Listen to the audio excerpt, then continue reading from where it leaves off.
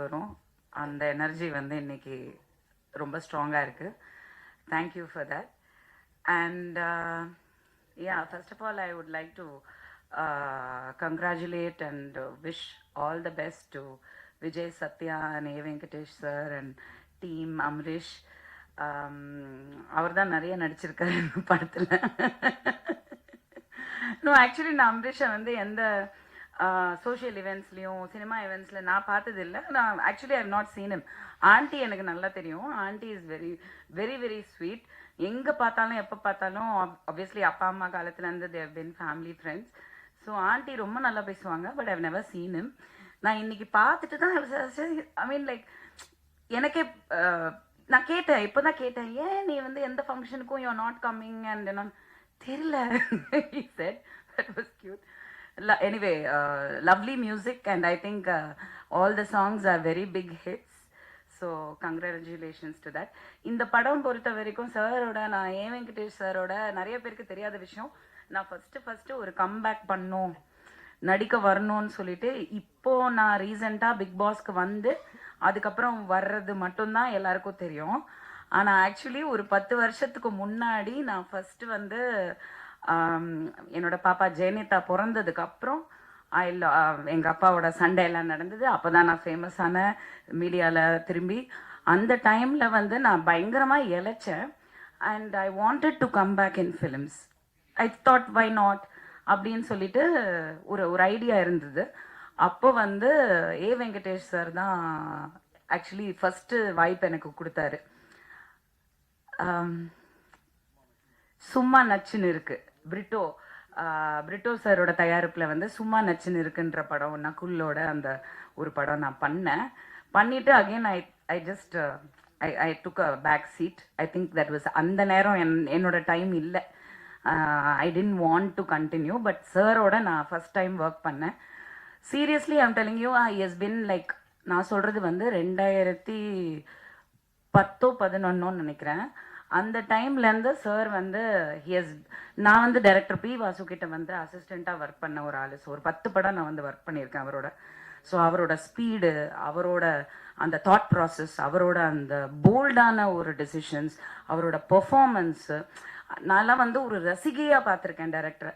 என்னோட குரு, அவரை பார்த்து நான் வளர்ந்துருக்கேன், ஒரு ஆர்டிஸ்டாக வளர்ந்துருக்கேன். இன்றைக்கி எனக்கு பெர்ஃபார்ம் பண்ண முடியுது அப்படின்னா ஐ திங்க் டெஃபினெட்லி ஒரு டைரக்டர் லைக் பி வாசு கிட்ட ஒர்க் பண்ணது மட்டும்தான்.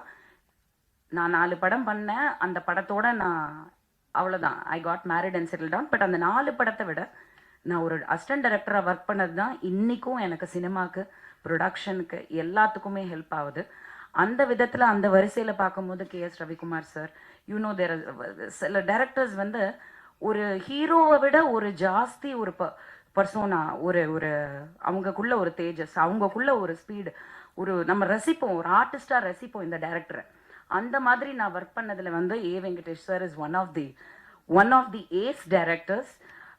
ரொம்ப அடக்கமான ஒரு you know down to earth person. யாருமே வந்து அவர் பந்தாவே பண்ணிக்க மாட்டார். அவர் அவ்வளோ ஸ்வீட். த்ரூ த இயர்ஸ் நான் இப்போ ஒரு 4 படம் ஒர்க் பண்ணிட்டேன் அவரோட. அண்ட் அவர் இந்த படத்துக்கு கூப்பிட்டப்போ ஒரு 2 days ஆக்சுவலி என்ன ஆச்சுன்னா, இங்கே இருக்க தேன்மொழி என்னோட அட்ரஸ், அவங்க மூலியமாக தான் இந்த மாதிரி ஒரு படம் எடுக்கிறாங்க. சார் வந்து என்னை கேட்டார், ஒரு 2-3 days தான் ஒர்க்கு, பட் ஒரு நல்ல ரோலு அப்படின்னு சொன்னாங்க. அப்புறம் எனக்கு காலே வரல. சம்திங் ஹேப்பன், யாரோ நடுவில் வந்து விளையாடிட்டாங்க ஆஸ் யூஷுவல். எனக்கு கால் வரல. எனக்கு வந்து சார் படம்னோன்னு நான் யாருக்கும் அந்த மாதிரி கால் பண்ண மாட்டேன். சார் படம்னோன்னு நான் வந்துட்டு நம்பர் வாங்கி ஸ்பெசிஃபிக்காக சாருக்கு கால் பண்ணேன். நான் சொன்னேன், சார் என்ன சார் நீங்கள் ஏதோ இந்த ஒரு கேரக்டர் ஏதோ நீங்கள் சொன்னீங்களா, அதுக்கப்புறம் என்னாச்சு சார்னோன்னா அவருக்கே தெரியல. அவர் சொன்னார், ஏம்மா உங்களை அப்ரோச் பண்ணாங்களாமே, நீங்கள் ரொம்ப பணம் கேட்டீங்களாமே. நான் சொன்னேன், சார் என்னை பற்றி கொஞ்சம் விசாரிச்சுட்டு பேசுங்க, நான் வந்து நிறைய பணம் கேட்டேன்னு சொன்னால் தயவு செஞ்சு நம்பாதீங்க அப்படின்னேன். அப்படியா, சரி ஓகே நான் பேசுகிறேன். நான் சொன்னேன், சார் நீங்கள் எதுவுமே பேசாதீங்க, எப்போ ஷூட்டிங், எங்கள் லொக்கேஷன் மட்டும் சொல்லுங்கள், நீங்கள் என்ன கொடுத்தாலும் நான் வாங்கிக்கிறேன். ஆனால் உங்கள் படத்தில் நீங்கள் அந்த கேரக்டருக்கு கூப்பிட்டுட்டு நான் வராமல் இருக்க மாட்டேன் அப்படி சொல்லி நானா லொக்கேஷன் போய் ஒர்க் பண்ண ஒரு படம்னா அது தில் ராஜா தான். அப்போ வந்து ஆக்சுவலி நான் how to call you Satya only no Vijay, Satya. So சத்யாவை நான் பார்த்தப்போ நான் ஏதோ ஒரு இவர் டைரக்டர்ஸை சொன்ன மாதிரி நான் சொன்னேன், நான் நினச்சேன் ஏதோ எனக்கு சிம்ரனோட ஹஸ்பண்ட் ஞாபகம் வந்தது. ஆக்சுவலி தீபக் தான் ஞாபகம் வந்தது. ஆக்சுவலி ஒரு younger version of Deepak, really you know, because அப்போத்துலேருந்து நான் பார்க்குறனால எனக்கு ஏதோ ஹிந்திக்கார பையன் போல இருக்கு, ஓகே அப்படின்னு நினச்சேன். பார்த்தா கோயம்புத்தூர், ஊட்டி, ஊட்டி பக்கா தமிழ். அந்த கலர்லாம் வந்துட்டு ஊட்டியோட அந்த இதனால வந்து colour, but very very very well behaved and very decent gentleman. அங்கே ஸ்பாட்லேயே எனக்கு தெரிஞ்சது his education, his knowledge and passion for cinema. Seriously இந்த விஷயம் நான் சொல்லி ஆகணும். இன்னைக்கு நான் ஒரு ப்ரொடியூசர், நானும் நான் வந்து Vanitha film productions. MGR, Sivaji, Rajini, Kamal was my 4th film. இப்போ ஒரு 5th ப்ரொடக்ஷன் போயிட்டுருக்கு. அந்த படம் வந்து கூடிய விரைவில் அக்டோபரில் வந்து அனௌன்ஸ்மெண்ட் வரும். உங்களை எல்லாரையும் அழைக்கணும். அது நான் அதனால் அதை பற்றி அதிகமாக பேசலை. பட் அதில் ஒரு சின்ன சஸ்பென்ஸ் இருக்குது. அது இத்தனை நாள் நான் சொல்லலை. Because of time is almost close. And இந்த மாதிரி பிரச்சனைகள் ஃபேஸ் பண்ணுறனால நான் வந்து இன்றைக்கி அதை பற்றி பேசி ஆகணும். நான் ஃபர்ஸ்ட் டைம் நான் நினச்சே பார்க்கல. இத்தனை வருஷம் கழித்து நான் ஒரு அசிஸ்டன்ட் டைரக்டராக ஒர்க் பண்ணது உண்மை தான். அது பேஷன், கற்றுக்கணும் சினிமா, அவ்வளோதான். தவிர இன்னைக்கு நான் வந்து ஒரு டைரக்டராக பரிமாணம் எடுக்கிறேன் இந்த படத்து மூலியமாக. Production number 5. இந்த படத்தில் வந்து நான் ஃபேஸ் பண்ணது ஒரு டைரக்டராக, ஜோவிகா தான் ப்ரொடியூசர். ஸோ உங்களுக்கு புரியுதான்னு எனக்கு தெரில. ஆனால் ஒரு ஃபஸ்ட்டு படத்துலேயே வந்து எவ்வளோ சினிமாவை பற்றி கற்றுக்க முடியுமோ.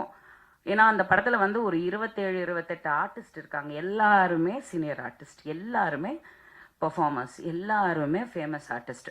இத்தனை பேரை வச்சு நாங்கள் தாய்லாண்டில் ஒரு 70% கம்ப்ளீட் பண்ணி, இங்கே வந்து ஒரு 30% கம்ப்ளீட் பண்ணி இப்போ போஸ்ட் ப்ரொடக்ஷன் போயிட்டுருக்கு. வித் காட்ஸ் கிரேஸ் படம் முடிஞ்சது. ஆனால் ஒரு ஹீரோவோட சப்போர்ட் வந்து இந்த அளவுக்கு இருக்கணுங்க. Seriously I have to tell you. ஏன்னா நான் பார்த்தப்போ வெறும் ஹீரோவாக தான் பார்த்தேன்.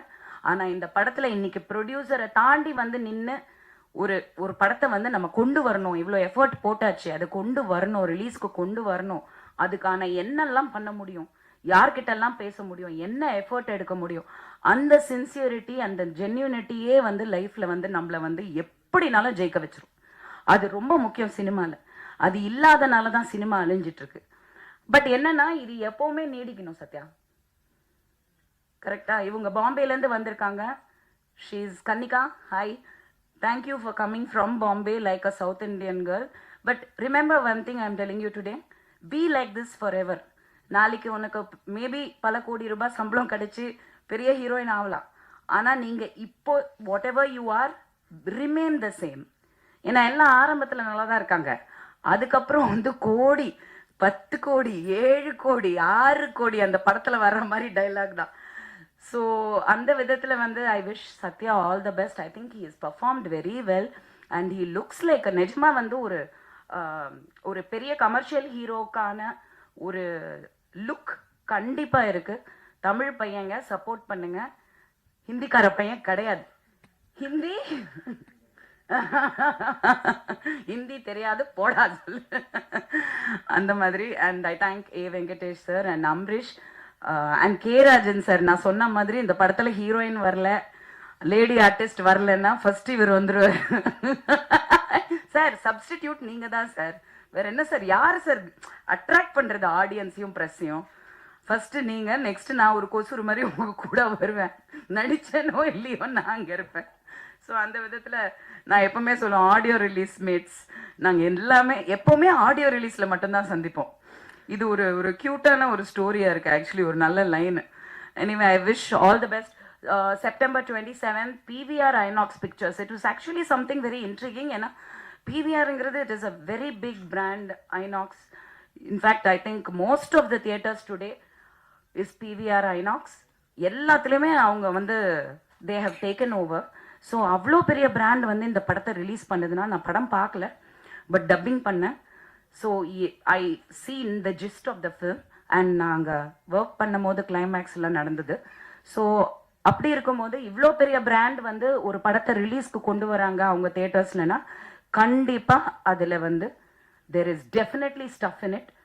100% தியேட்டர்ஸில் போய் பாப்கார்ன் வாங்கிட்டு படம் பார்ப்போம். And I wish the team all the best. Thank you. Good evening, everybody.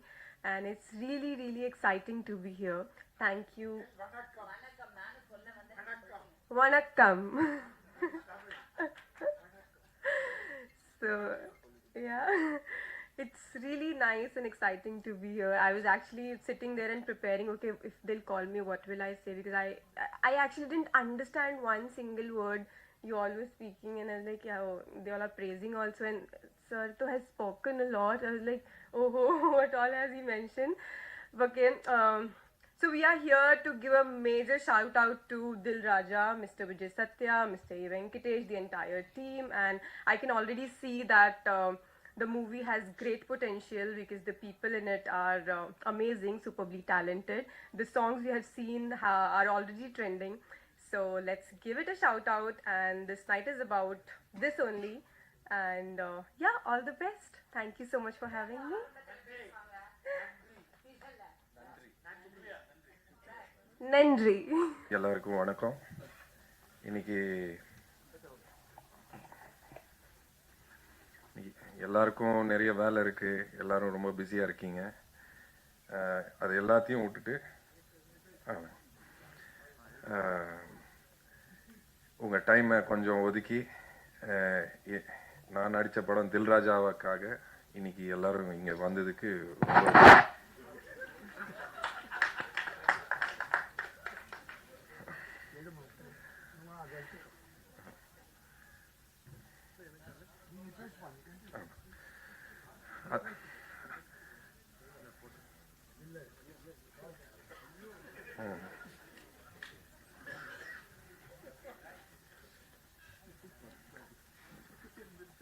ரொம்ப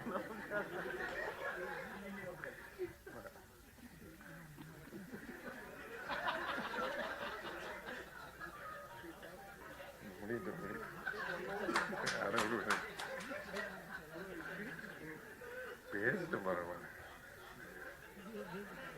கொடுங்க.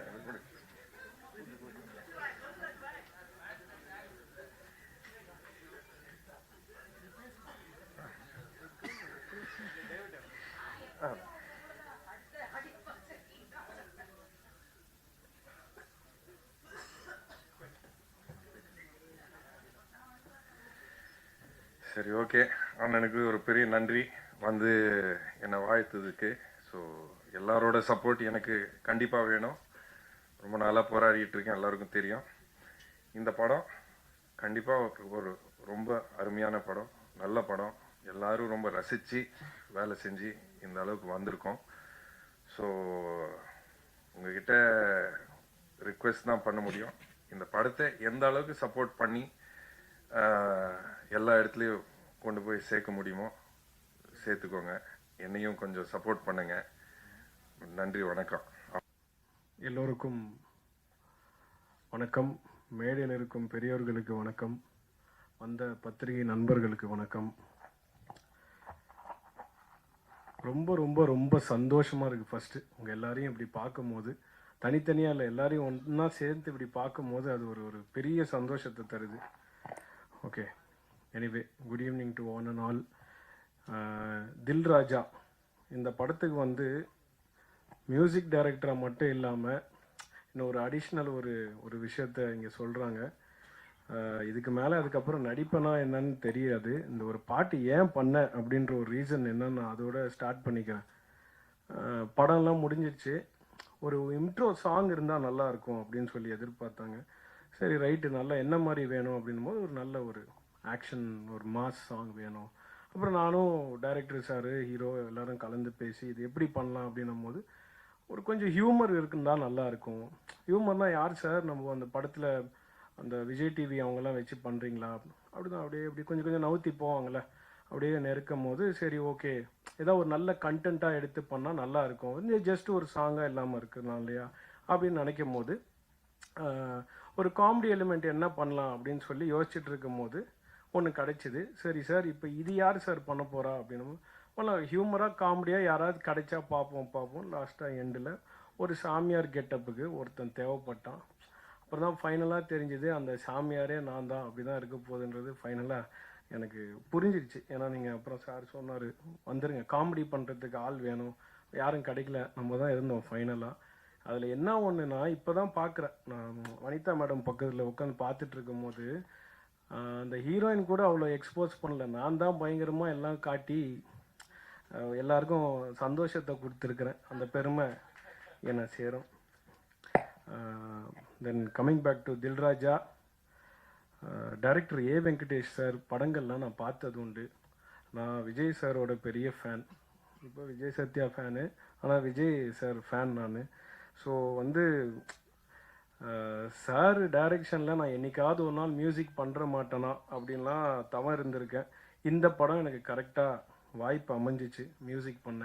அவரோட எவ்வளோ படங்கள் பண்ண டைரக்டர், எவ்வளோ சீனியர் டைரக்டர். இதில் என்னென்னா எங்கள் அம்மாவும் அவரோட டைரக்ஷனில் ஒரு படம் பண்ணியிருக்காங்க, அதுவும் விஜய் சார் படம்னு இருக்கும்போது எனக்கு அது இன்னும் ரொம்ப ஒரு ஆர்வம். அவரோட மியூசிக்கில் எப்படி, அவரோட டைரக்ஷனில் எப்படியாவது நம்ம ஒரு பாட்டு பண்ணிட மாட்டோமோ நினைக்கும் போது ஒரு ஃபுல் பெரிய படம் கிடச்சிது. அது ப்ரொடியூசருக்கும் விஜய் சத்யா சாருக்கு I thank this moment.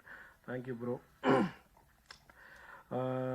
Then coming back to hero, இவர் என்னோட நல்ல ஃப்ரெண்ட். ஃபஸ்ட்டு எல்லாரு கூடயும் நல்லா பழகுவார். இப்போ நீங்கள் பார்க்குறீங்களா இந்த தோற்றம் வந்து எப்படி இருக்கணும்னா, ஒரு எக்ஸ்பென்சிவ் காரில் வந்துட்டு நிறைய ஃபோன்ஸ் வச்சுட்டு ஜாலியாக, இந்த மாதிரி ஜாலியாக இருந்தால் என்ன, பணம் போட ஆள் இருக்குதுன்னு வச்சுக்கோங்களேன், ஜாலியாக சுற்றலாம். அந்த மாதிரிலாம் இல்லை. தான் உடலை வந்து நல்லா வற்புறுத்தி ஒரு 6 பேக்கு 24 பேக்கு எவ்வளோ பேக் தெரியாது இப்போ இருக்குது, இவ்வளோ பேக்கை ரெடி பண்ணி மக்களுக்கு என்டர்டெய்னராக இருக்கணும். ஹீரோவாக நான் கேட்டேன், என்ன bro you want to become, இந்த கேஜிஎஃப்லலாம் வருமே அந்த மாதிரி ஒன்று ஆகணுமா? இல்லை bro, I want to become a nice entertainer to the ஆடியன்ஸ்னாரு. அது இந்த நேரத்தில் உங்கள் எல்லாரையும் வந்து தாழ்மையாக கேட்டுக்கிறேன், அவருக்கு உங்கள் சப்போர்ட்டை கொடுத்து அந்த லிஸ்ட்டில் அவர் அமிச்சிங்கன்னா அவர் இன்னும் உங்களுக்கு இன்னும் பெட்டர்மெண்ட்டு கொடுக்கறதுக்கு கண்டிப்பாக இஸ் த ரைட் பர்சன். நான் இந்த மேடையை எடுத்துக்கிறேன் சொல்கிறதுக்கு. அவருக்குள்ளே நிறைய வழிகள் இருக்குங்க. இப்படி ஸ்டைலாக உட்காந்துருக்கிறது ஓகே, பட் அதெல்லாம் நான் கேட்டேன். இந்த படம் பண்ணுறதுக்கு எனக்கும் ஒரு ரீசன் இருக்கும். சரி, ஒரு பைப்லைனில் ஒரு பெரிய படங்கள் பண்ணிகிட்டு இருக்கும்போது அப்படியே போயிடணும்னு சொல்லி நிறைய பேர் அட்வைஸ் பண்ணுவாங்க. ஆனால் ஒரு நல்ல படத்தில் நம்ம இருக்கோம், அது பெரிய படம் சின்ன படம்னு இல்லை, நல்ல படத்தில் இருக்கும் போது அது ஆட்டோமேட்டிக்காக அவங்க யார் அப்படின்னு சொல்லி தெரியும். அதுவும் எனக்கு ஒரு இவ்வளோ வருஷத்துக்கு அப்புறம் இந்த மேடையில் ஒரு கிட்டத்தட்ட 2010 நினைக்கிறேன் அம்மா வந்து ஒரு படத்தில் லான்ச் பண்ணாங்க, அதாவது ஹீரோவாக. அதுக்கப்புறம் நினச்சிட்டேன், இனிமேல் இந்த ஃப்ரேம் முன்னாடி வரவே கூடாது. அப்பா எவ்வளோ ஒரு ஸ்ட்ரெஸ்ஸு, எவ்வளோ ஒரு ஸ்ட்ரெயின். நம்ம பேக்லேயே இருந்து ஜாலியாக ஏசியில் ஜாலியாக மியூசிக் பண்ணிட்டு இருக்கலாம். கே ராஜன் சார் டைரக்ட் பண்ணி நான் அந்த படத்துக்கு மியூசிக் பண்ணியிருக்கேன்னா அப்போ பார்த்துவேன் எவ்வளோ கம்ஃபர்ட்டாக நான் இருந்திருப்பேன்னு. அவரோட பாடல் வரிகளில் கூட நான் மியூசிக் கம்போஸ் பண்ணியிருக்கேன். அவர் எப்பேற்பட்ட ஆள் உங்கள் எல்லாருக்கும் தெரியும்ல. ஏன்னா அது வந்து மை கப் ஆஃப் டீ. நான் வந்து ஸ்டுடியோவில் ஒருத்தரை கன்வின்ஸ் பண்ணி பாட்டை பண்ணி அது வெளியே வரும்போது I have that confidence. But camera முன்னாடி இத்தனை பேர் அங்கே ஷூட்டிங்கில் இருப்பாங்க, நம்ம அதை வந்து உள்வாங்கி அதை வந்து ஒரு என்ன சொல்கிறது, ஒரு கடவுளாக பார்த்து பண்ணுறாங்கன்னும் போது இவங்க எல்லாருக்கும் ஒரு ஹேட்ஸ் ஆஃப். அதில் வந்து ஒரு மாற்றமே கிடையாது. இவ்வளோ பெரிய படங்கள் 27th வரும்போது நான் கூட கொஞ்சம், எனக்கு எல்லாருக்கும் இருக்கிற பயம் எனக்கும் இருக்கும். ஏன்னா என் ஃப்ரெண்ட்ஸுக்கெல்லாம் நான் வேறு சோஷியல் மீடியா அவ்வளோ இல்லை.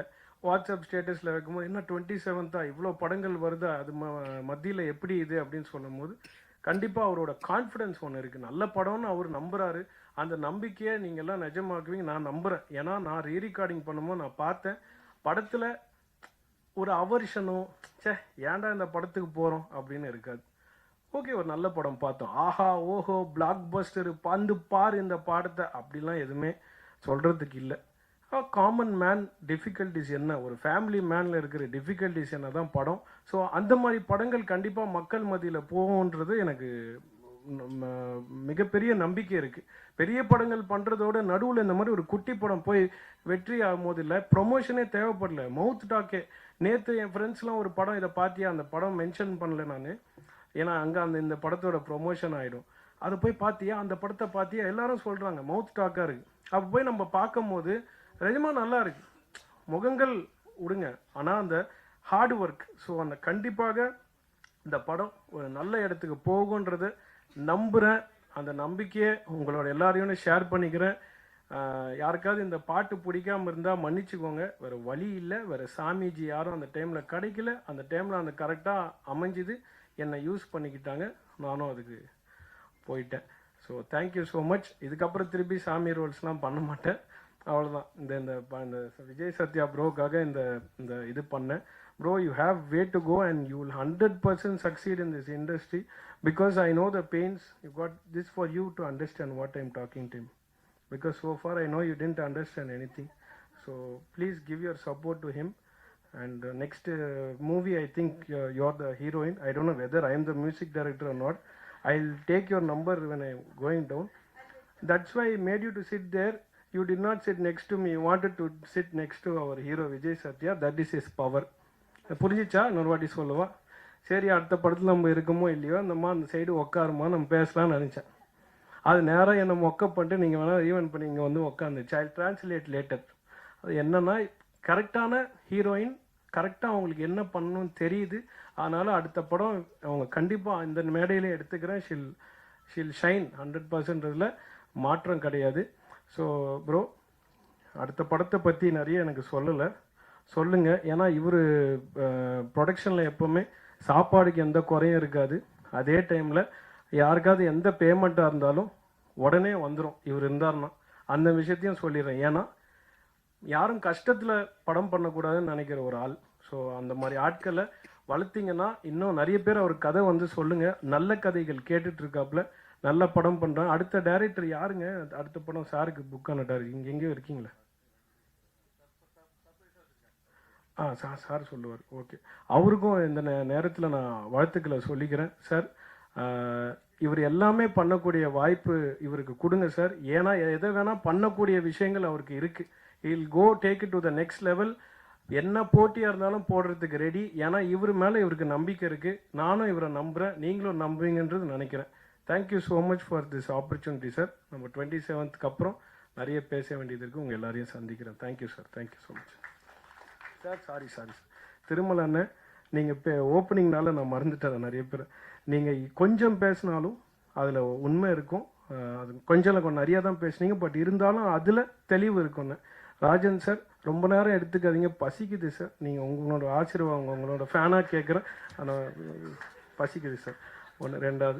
மூணாவது விஷயம், ரொம்ப கலையாக இல்லை, நாங்கள் மட்டும்தான் அப்படின்னு நினச்சிட்டு இருந்தோம். ஹாலில் நானே, சத்யா ப்ரோ, இவங்கெல்லாம் உட்காந்துருந்தோம். அப்புறம் அவங்க எப்பவுமே இப்படி அமைதியாக இருக்காங்க. இவங்கெல்லாம் உட்காந்துருக்கும் போது ஹிந்திக்கார சார் கோட்லாம் போட்டு உட்காந்துருந்தும் போது இப்படியே சைலண்ட்டாக இருந்துச்சு. அவ்வளோதானா? அப்படியே யாருமே இல்லையே, ஹீரோயின்ஸும் யாரும் இல்லை. ஏன்னா ஃபஸ்ட்டு ஆடியோ லான்ச் நடக்கும்போது ஷெரீன்லாம் இருந்தாங்க, நல்லா பேசினேன். யாரும் இல்லையே, உட்காந்து நம்மளுக்கு என்ன செட்டுக்கு வர முடியாதுல்ல, இப்படிலாம் பார்த்து பேசினா தான் உண்டு. பார்த்தே இருக்கும்போது டக்குன்னு ஒரு அலை சவுண்டு, பயங்கரமாக ஏதோ வண்டி கிராஷ் ஆன மாதிரி பிரச்சனைலாம் ஓடுற சவுண்டு. அப்போ தெரியும் வனிதா மேடம் என்ட்ரி ஆகிட்டாங்க.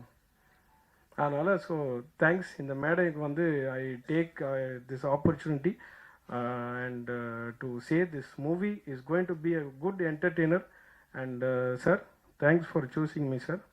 என்னோட கனவு வந்து ஒரு கனவு நினைவாயிடுச்சு சார். சார், நீங்கள் இப்போ உங்களை விட்டு வர பயமாக இருக்குது சார். நீங்கள் கொண்டனால எவ்வளோ நினைப்பே எனக்கு தெரியும் சார். இவ்வளோ அழகாக தமிழில் தான் பேசணுன்ற எங்களோட சார் ராஜன் சார் என்ன பாட்டு எழுதியிருந்தார் தெரியுமா? ஊத்து மச்சான் ஊத்து, நீ ஓவராக தான் ஊத்து, ஏத்து மச்சான் ஏத்து, நீ ஏடா கூடமா ஏத்து அப்படின்னு சொல்லி ஒரு தத்துவ பாடலை. ஏன்னா இப்படியும் எழுதுவாருன்னு சொல்லிட்டு சும்மா வந்துட்டு இல்லை, நீங்கள் நல்லா இருக்க வேண்டும், 4 பேர் மதிக்க வேணாம். யார் இதெல்லாம் கேட்கறதுக்கு ரெடியாக இருக்கு சார்?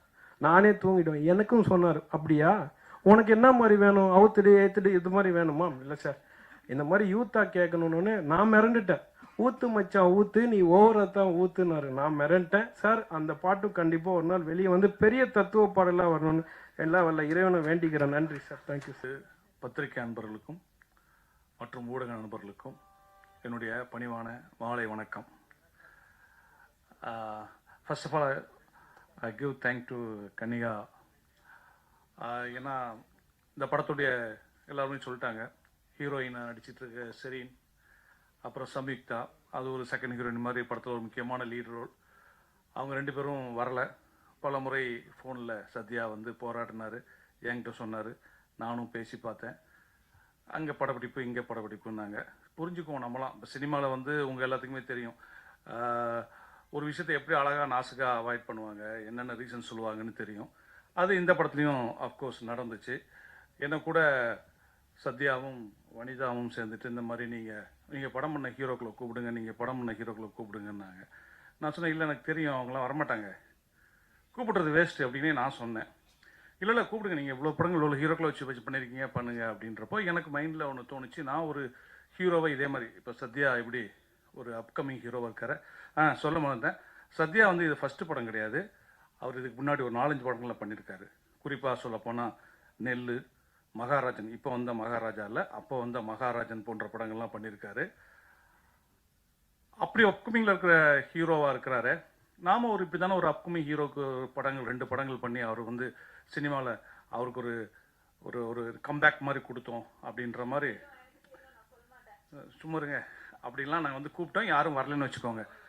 ஓகே, இப்போ வந்துட்டு என்னென்னா இந்த படம் வந்து என்னென்னா, நான் வந்து எனக்கு வந்து சத்யா ஃபோன் பண்ணார் ஒரு நாள். சார் உங்களை மீட் பண்ணோம் அப்படின்னாரு.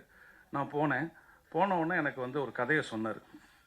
அந்த கதையை அப்படியே அவர் ஃபுல்லாக சொல்லி முடிச்சுட்டு கதை எப்படி சார் இருக்குன்னு கேட்டார். நான் உண்மையிலேயே அவர் கதை சொல்லி ஒப்பீனியன் கேட்க கூப்பிட்றாருன்னு நினச்சேன். ஏன்னா நிறைய என்னுடைய சினிமா நண்பர்கள் வந்து கூப்பிட்டு கதை சொல்லி ஒப்பீனியன் கேட்பாங்க. எனக்கு என்ன கதையை பற்றி என்ன தோணுதோ அதை இமீடியட்டாக நான் வந்து ரெஃப்ளெக்ட் பண்ணிட்டு வந்துடுவேன். எனக்கு இந்த இடம் இப்படி தோணுது, நல்லா இருக்குது, நல்லா இல்லை சுமாராக இருக்குது, இது இப்படி பண்ணால் பெட்டராக இருக்கும், என்னுடைய சஜஷன்ஸ் கொடுத்து வந்துடுவேன். அப்படி தான் அவர் கூப்பிட்றாருன்னு நினச்சி நான் வந்து கதையை ஃபுல்லாக கேட்டு முடிச்சுட்டு நல்லா இருக்குங்க, சூப்பராக இருக்குது, அங்கங்கே கொஞ்சம் கமர்ஷியல் இன்க்ரீடியன்ஸ் உள்ளே போட்டாச்சுன்னா கரெக்டாக பக்காவாக வரும் அப்படின்னு ஒன்று. சார் இந்த கதையை நீங்கள் தான் டைரக்ட் பண்ணணும் அப்படின்னாரு. எனக்கு ரொம்ப ஷாக்கிங்காக இருந்துச்சு. ஏன்னா நான் வந்து அந்த கதையை கேட்குறப்போ ஒரு ஆடியன்ஸாக தான் கேட்டிருக்கேன், அது நம்மளே டைரக்ட். எனக்கு இவங்க சொன்ன அந்த கதை வந்து எனக்கு ஒரு புது களம். எனக்கு கமர்ஷியலாக அந்த கதையில் இருந்தால் கூட 2 கேரக்டர் தான் ஃபஸ்ட் ஆஃப்ல ட்ராவல் ஆகுது, வேறு கேரக்டர்ஸ் ஃபஸ்ட் ஆஃபில் கிடையாது. ஃபுல்லாக ஒரு பரபரன்னு ஒரு ஆக்ஷன் 10 நிமிஷத்தில் ஆரம்பித்து அப்புறம் இன்டர்வல் வரைக்கும் அந்த ஆக்ஷன் போகுது. இது டிஃப்ரெண்ட்டாக இருக்க அப்படின்ட்டு நான் அவர்கிட்ட உடனே கேட்டது, இந்த கதைக்கு என்ன எதுக்கு நீங்கள் டைரக்டராக செலக்ட் பண்ணீங்க அப்படின்னு. அவர் சொன்னார், இல்லை சார், இதை வந்து ஒரு பரபரன்னு ஒரு ப்ரெசன்டேஷன் வேணும், அதுக்காக தான் உங்களை கூப்பிடுறேன் அப்படின்னு. ஓ, அப்போ தான் நான் நினச்சேன், ஓ நம்ம பரபரன்னு பண்ணுறோம் போல இருக்குது அப்படின்ட்டு சரின்னு சொல்லி ஒத்துக்கிட்டு இந்த படத்தை பண்ணால். உண்மையிலே இந்த படம் வந்து ரொம்ப ஒரு குறுகிய கால தயாரிப்பில் முடிக்கப்பட்ட படம்.